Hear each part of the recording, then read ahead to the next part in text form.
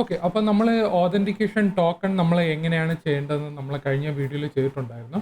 ഇനി അടുത്ത എന്താ ചെയ്യേണ്ടതെന്ന് പറഞ്ഞാൽ നമുക്ക് ഓതന്റിക്കേഷൻ സ്റ്റാറ്റസ് വെച്ചിട്ട് നമുക്ക് നമ്മുടെ യുഐയിൽ ഏതൊക്കെ എലിമെന്റ്സ് കാണിക്കണം അല്ലെങ്കിൽ ഏതെങ്കിലും എലിമെന്റ്സ് കാണിക്കണ്ട എന്ന് തീരുമാനിക്കുന്നത് ഓതന്റിക്കേഷൻ സ്റ്റാറ്റസ് വെച്ച് നോക്കിയിട്ടാണ്. ഇപ്പോൾ ഒരു ഉദാഹരണം പറയുകയാണെങ്കിൽ ഇപ്പം ഞാനിവിടെ ലോഗിൻ ചെയ്തിരിക്കുകയാണ്. ഓക്കെ. ലോഗിൻ ചെയ്തിരിക്കുമ്പോൾ നമുക്ക് ഈ ഓതന്റിക്കേഷൻ എന്ന് പറഞ്ഞൊരു ലിങ്ക് നമുക്ക് ഇവിടെ കാണിക്കണമെന്നില്ല. ഓക്കെ. അത് നമ്മൾ ലോഗിൻ ചെയ്ത് കഴിഞ്ഞാൽ നമുക്ക് ഈ ഓതന്റിക്കേഷൻ ഈ ലിങ്ക് ഹൈഡ് ചെയ്യാം. എന്നിട്ട് ലോഗ് ഔട്ട് എന്ന് പറഞ്ഞ ബട്ടൺ കാണിക്കാം. അതുപോലെ തന്നെ നമുക്ക് ഇവിടെ എഡിറ്റും ഡിലീറ്റും ഈ സംഭവം എന്ന് പറഞ്ഞാൽ നമ്മൾ ലോഗിൻ ചെയ്തിട്ടില്ലെങ്കിൽ നമുക്ക് ഈ എഡിറ്റും ഡിലീറ്റ് ബട്ടൺ കാണിക്കേണ്ട കാര്യമില്ല. അതുപോലെ ന്യൂ ഇവന്റ് കാണിക്കേണ്ട കാര്യമില്ല.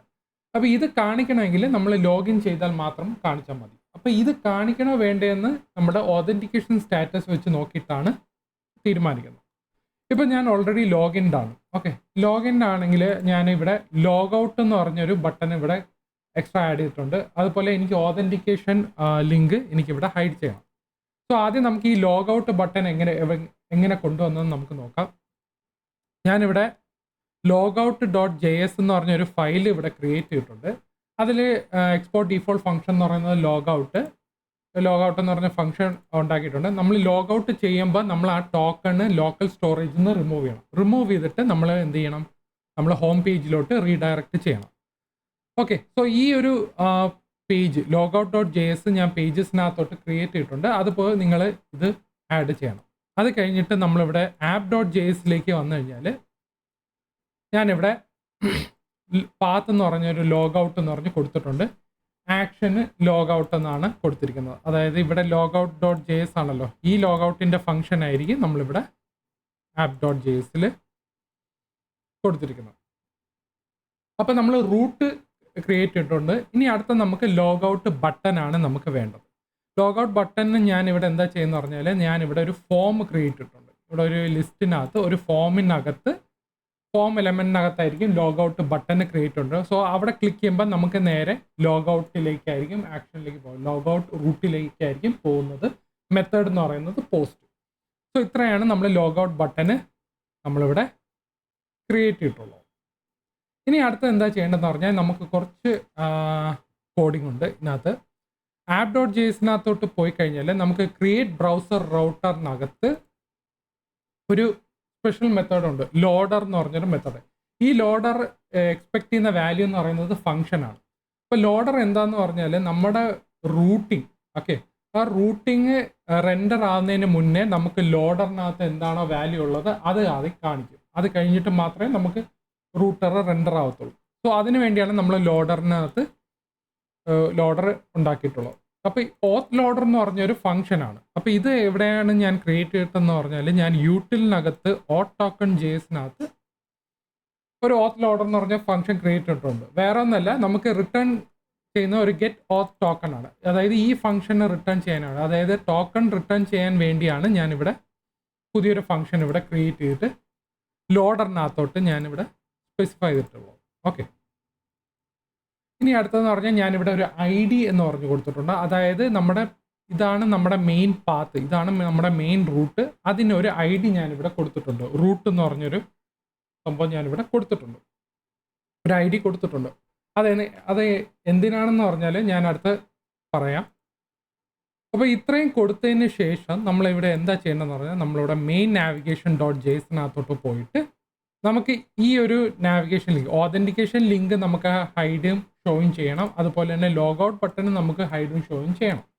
അപ്പോൾ അത് ചെയ്യാൻ വേണ്ടി ഞാൻ എന്താ ചെയ്യുന്നത് പറഞ്ഞാൽ നമ്മൾ റൂട്ടിംഗ് മെത്തേഡിലായിരിക്കും കൊണ്ടുവരുന്നത്. അതിന് നമുക്കൊരു റിയാക്ട് റൗട്ടറിൻ്റെ ഒരു മെത്തേഡ് ഉണ്ട്,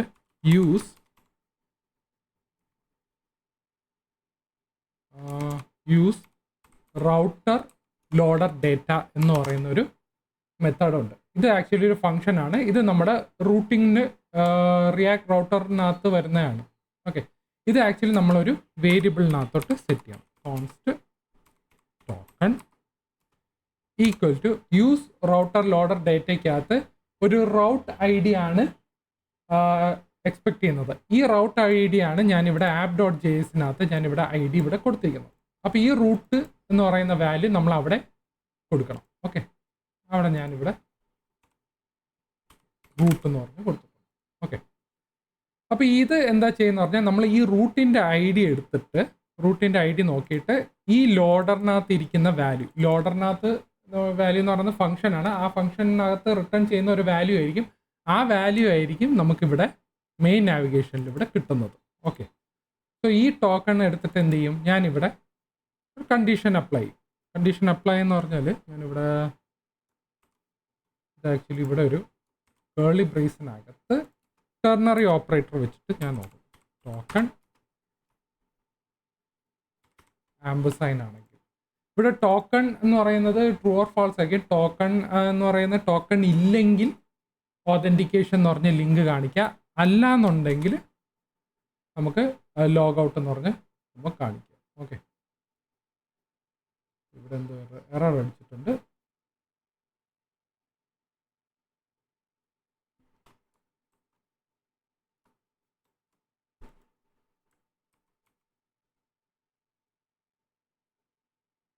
ഓക്കെ, ഇത് ഇവിടെ അല്ല, ഇത് ഇവിടെയാണ്. ഓക്കെ, അതുപോലെ നമ്മളിവിടെ ടോക്കൺ ഇവിടെയും നമ്മൾ ഷോയും ഹൈഡും ചെയ്യണം. ഇവിടെ ആംബസൈൻ എടുത്തിട്ട്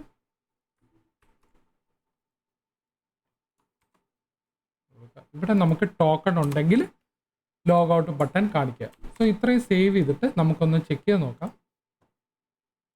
ഓക്കെ, സോ ഞാനിപ്പോൾ ലോഗിൻഡ് ആണ്. അപ്പോൾ ലോഗിൻഡ് ആണെങ്കിൽ ഇവിടെ ഓതൻറ്റിക്കേഷൻ എന്ന് പറഞ്ഞ ലിങ്ക് ഇവിടെ കാണിക്കുന്നില്ല, അത് ഹൈഡായി. ഓക്കെ, അപ്പോൾ ഞാൻ ലോഗ് ഔട്ട് ചെയ്ത് കഴിഞ്ഞാൽ എന്താ സംഭവിക്കുന്നത്, നമുക്കിവിടെ ഓതൻറ്റിക്കേഷൻ എന്ന് പറഞ്ഞൊരു ലിങ്ക് കാണിക്കും. അപ്പോൾ ഓതൻറ്റിക്കേഷൻ ക്ലിക്ക് ചെയ്തിട്ട് ഞാൻ ലോഗിനിൽ വന്നിട്ട് ഇവിടെ സേവ് ചെയ്യുമ്പോൾ ലോഗിൻഡായി. ഓതൻറ്റിക്കേഷൻ എന്ന് പറഞ്ഞ ലിങ്ക് ഹൈഡ് ആയിട്ടുണ്ട്, ലോഗ് ഔട്ട് എന്ന് പറഞ്ഞ ബട്ടൺ കാണിക്കുന്നുണ്ട്. സോ ഈ ടോക്കൺ വെച്ച് നോക്കിയിട്ടായിരിക്കും നമ്മൾ ഷോയും ഹൈഡും ചെയ്യുന്നത്. ഓക്കെ, ഇനി അടുത്ത് നമുക്ക് എന്താ പറഞ്ഞാൽ നമുക്ക് ഈവൻസിനകത്ത് ഈ ന്യൂ ഈവൻറ്റ് ഹൈഡ് ചെയ്യണം, അതുപോലെ തന്നെ എഡിറ്റും ഡിലീറ്റും ഹൈഡ് ചെയ്യണം. ഓക്കെ, അതിനു വേണ്ടി ഞാനിവിടെ ഈവൻസ് ഡോട്ട് ജെയ്സിനകത്ത് ഈവൻറ്റ് ഫോമിനകത്ത്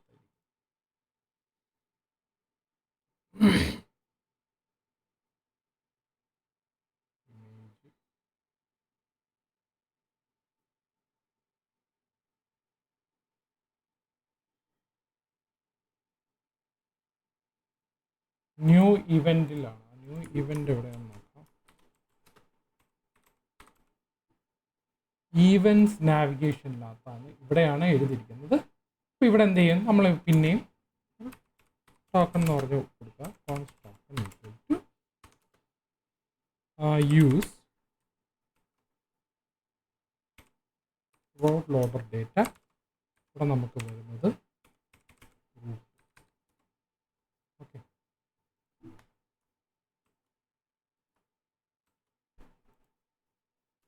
ഇവിടെ നമുക്ക് ടോക്കൺ ഉണ്ടെങ്കിൽ മാത്രം കാണിച്ചാൽ മതി. ഞാനിവിടെ ലോഗ് ഔട്ട് ഇവിടെ എനിക്ക് കാണിക്കുന്നുണ്ട്. ലോഗ് ഔട്ട് ചെയ്ത് കഴിഞ്ഞിട്ട് ഈവൻസിലോട്ട് വന്നു കഴിഞ്ഞാൽ ന്യൂ ഇവൻ്റ് ഹൈഡ് ആയിട്ടുണ്ട്. ഇനി അടുത്ത എഡിറ്റും ഡിലീറ്റും മാറ്റണം. ഓക്കെ, അവിടെയും ഞാൻ ഇത് സെയിം സാധനം തന്നെ ഞാൻ അവിടെയും കൊണ്ടുപോകും. ഇവിടെയാണെന്ന് തോന്നുന്നു സെയിം ഡിലീറ്റ് ഉള്ളത്.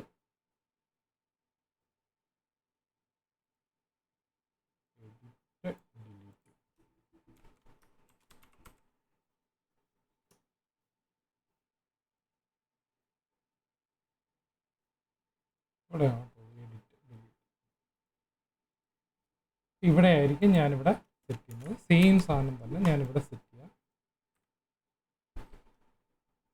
ഇവിടെയും അതുപോലെ token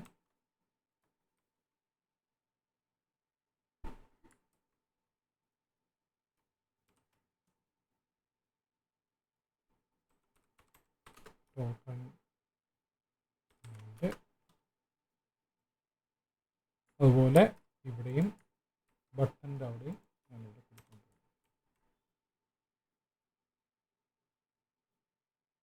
use route loader. Okay, use route. Actually ഇതിവിടെ ഹെഡറിനകത്ത് വന്നിട്ടില്ല. ഞാൻ സേവ് ചെയ്യുമ്പോൾ ഇവൻസിനകത്ത് ഓൾ ഇവൻസിലോട്ട് പോയി കഴിഞ്ഞാൽ കോഡിങ്ങിലെടുത്ത എഡിറ്റും ഡിലീറ്റ് ഹൈഡ് ആയിട്ടുണ്ട്. അതുപോലെ തന്നെ ന്യൂവും ഡിലീറ്റും ഇവിടെ ആഡ് ഇവന്റ് എന്ന് പറഞ്ഞ ബട്ടനും ഹൈഡ് ആയിട്ടുണ്ട്. സോ നമ്മുടെ ഈ യൂസർ ഇന്റർഫേസിനകത്തുള്ള എലമെന്റ്സ് ഷോ ചെയ്യുകയും ഹൈഡ് ചെയ്യുകയും ചെയ്യണമെങ്കിൽ നമ്മുടെ ഓതന്റിക്കേഷൻ സ്റ്റാറ്റസ് വെച്ചിട്ടായിരിക്കും നമ്മൾ ചെക്ക് ചെയ്യുന്നത്. ഓക്കെ, സോ ഇത്രയേ ഉള്ളൂ. ഇനി എന്തെങ്കിലും ഈ വീഡിയോയിനകത്ത് ഡൗട്ട് ഉണ്ടെങ്കിൽ താഴെ കമന്റ് സെക്ഷനകത്ത് ഇടുക. ഓക്കെ.